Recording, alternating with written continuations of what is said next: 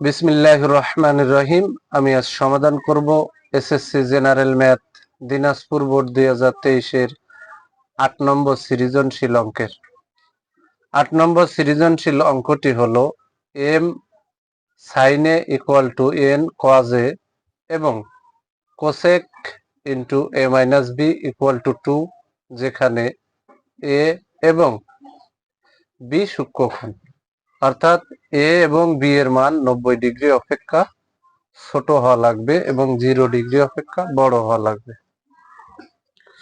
ক নম্বর অঙ্কে বলেছে দেখাও যে এই অংশ সমান এই অংশ যখন থিটা সমান 30 ডিগ্রি।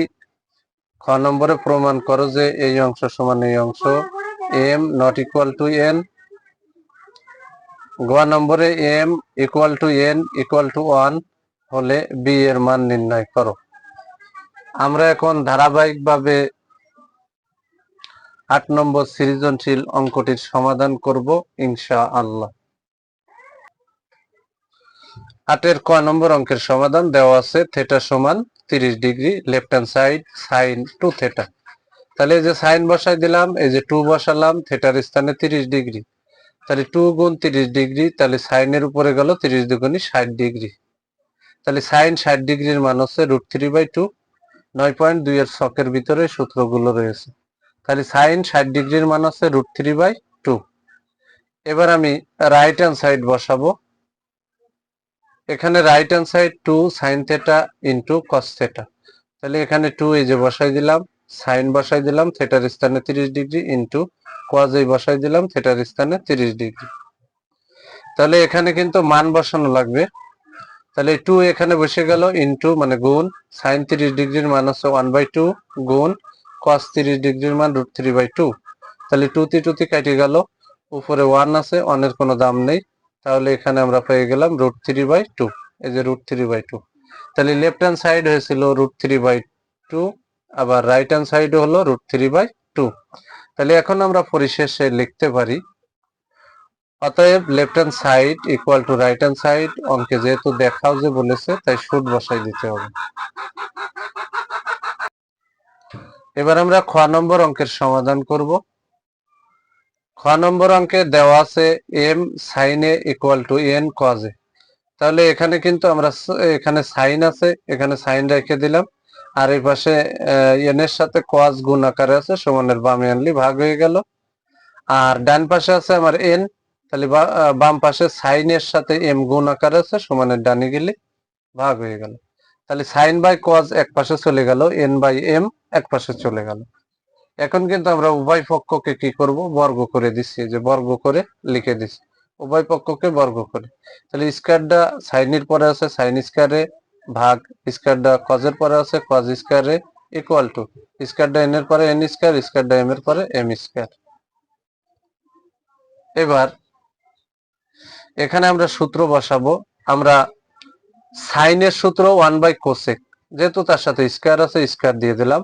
cos এর সূত্র আছে 1/sec, তার সাথে স্কয়ার আছে স্কয়ারটা দিয়ে দিলাম, equal to n square by m square. এখন 1/cosec স্কয়ার ভাগ 1/sec স্কয়ার। তাহলে এই অংশ উপরে বসাবো, ভাগ দিয়ে এই অংশটারে উল্টোই দেব।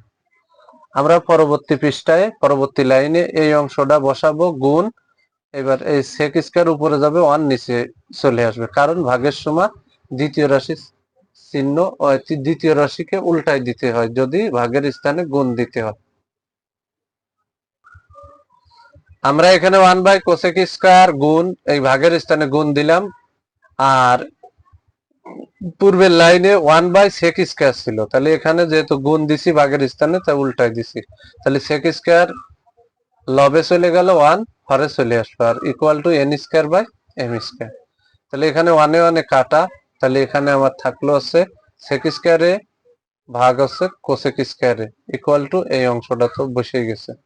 এখন এখানে কাজ হচ্ছে যোজন বিয়োজন করা। যোজন মানে যোগ, বিয়োজন মানে বিয়োগ। তাহলে এই যে sec স্কয়ার এ বসাই দিলাম যোজন, এই যে নিচের অংশটা জয়েন দিয়ে দিলাম। এবার যোজনের বামে কোনো পরিবর্তন নেই, হুবহু নামাই দিলাম, এই যোজন এই হয়ে গেল বিয়োজন দিয়ে এই অংশটা নামালাম, ইকুয়াল টু ডান পাশেও যোজন বিয়োজন করলাম, এই যে n স্কয়ার প্লাস এই যে m স্কয়ার জয়েন দিলাম, এবার যোজনের বাম পাশে কোনো পরিবর্তন নেই, নামাই দিলাম। এখানে যোজন, এই যে হয়েছে বিয়োজন, তাহলে এম স্কয়ার নামাই দিলাম। তাহলে এখানে উভয় পক্ষকে আমরা যোজন বিয়োজন করলাম, আর যোজন বিয়োজনের মাধ্যমে আমার বাম পক্ষ সমান ডান পক্ষ হয়ে গেল। অঙ্কে যেহেতু প্রমাণ করতে বলেছে তাই এখানে প্রুফ লিখে দিলাম। এবার গ নম্বর অঙ্কের সমাধান আমরা করব। গ নম্বর অঙ্কে কি বলেছে? গ নম্বর অঙ্কে উদ্দীপকের দেওয়া আছে M sine A equal to N cos A cosec into A minus B equal to 2। এখন আমরা এই অংশ দিয়ে কাজ করব। তাহলে এখন এখানে কিন্তু উদ্দীপকে M minus N equal to 1 দেওয়া আছে। তাহলে আমরা লিখে দিছি M equal to N equal to 1 হলে, তাহলে এখানে আমরা এই অংশটুকু বসাই দিলাম, হুবাহু বসাই দিছি। তাহলে এখানে বসাই দিয়ে এই যে সাইনকে আমরা বাম পাশে রাখলাম, আর ডান পাশে এন এর সাথে কজ আছে কি গুণ আকারে, সমানের বামে আনলে ভাগ হয়ে গেল। ডানে আমি এন রাখলাম, আর বামে সাইনের সাথে এম আছে গুণ আকারে, সমানের ডানে গেলে ভাগ। তাহলে আমরা sine by cos equal to N by M পেলাম। এবার এখানে সাইন বাই কজ এই যে বসাই দিলাম, এন এর মান এখানে কিন্তু এম এর মানও অন, এন এর মানও অন। তাহলে 1 1 বসাই দিলাম, আর একে একে কাটিয়ে গেলে এখানে কিন্তু এই যে আমি আবারও বলি, এই যে এখানে কিন্তু এন এর মান আছে 1, এম এর মানও কিন্তু 1। এই যে এখানে এম সমান 1, এন সমানও কি 1। তাহলে এখানে 1 আর 1 বসাই দিলাম, অনে অনে কেটে গেলে 1 হয়। এবার কিন্তু আমরা sine by cos equal to 1 পেয়ে গেলাম। এবার সাইন বাই কজ এর মান কি? সাইন বাই কজ এর সূত্র আছে tan a ইকুয়াল টু 1। এখানে এই যে বা দিয়ে tan a equal to tan কত ডিগ্রির মান 1, 45 ডিগ্রির মান। tan a tan a উঠে গেল, তাহলে a সমান আমরা কি পেয়ে গেলাম? a সমান 45 ডিগ্রি পেয়ে গেলাম। এবার দ্বিতীয় আরেকটা রাশি দিয়ে আছে, সেটা হচ্ছে এই যে cosec into a minus b equal to 2। তাহলে কোসেক বা দিয়ে এখানে বসাই দিলাম, এই যে a মাইনাস b বসাই দিলাম। তাহলে ইকুয়াল টু কোসেক কত ডিগ্রির মান? 2, 30 ডিগ্রির মান। তাহলে কোসেকে কোসেকে উঠে গেল, তাহলে a মাইনাস বি সমান 30 ডিগ্রি বসে গেল। এখানে কিন্তু আমরা এর মান অলরেডি 45 ডিগ্রি বের করছি, তাহলে a minus B equal to 30 degree আমরা পেয়ে গেলাম। ঠিক এর স্থানে আমরা কিন্তু এই 45 ডিগ্রি বসাই দেব। এই যে এখানে আমরা লিখছি, এই যে এখানে লিখছি, বা এর স্থানে 45 degree minus B equal to 30 degree, কারণ আমার বি এর মান বের করতে বলেছে। তাহলে এখানে বাম পাশে বা দিয়ে মাইনাস বি ইকুয়াল টু এই যে 30 ডিগ্রি প্লাস 45, ডানে যে মাইনাস 45 হয়েছে। তাহলে 45 থেকে 30 ফেললে থাকে মাইনাস 15, আর বাম পাশে তো বা দিয়ে মাইনাস বি আছে, এই মাইনাসে মাইনাসে কি উঠে গেল। তাহলে বি সমান আমরা অতএব বি সমান পেয়ে গেলাম 15 ডিগ্রি। আর অঙ্কে কিন্তু বির মানই বের করতে বলেছে, আর এটাই হচ্ছে অ্যান্সার। যদি আমার এই ভিডিওটি আপনাদের ভালো লাগে অবশ্যই লাইক, কমেন্ট এবং শেয়ার করবেন। প্রতিদিন নবম ও দশম শ্রেণীর জেনারেল ম্যাথ এই সাবজেক্ট থেকে বিগত সালের এসএসসি পরীক্ষায় আসা সৃজনশীল অঙ্কের সমাধান পেতে আমার ইউটিউব চ্যানেল টিচিং হোম 90 কে সাবস্ক্রাইব করে পাশে থাকবেন, যাতে ভিডিও ছাড়ার সাথে সাথে ভিডিওর নোটিফিকেশনটি আপনাদের কাছে চলে যায়।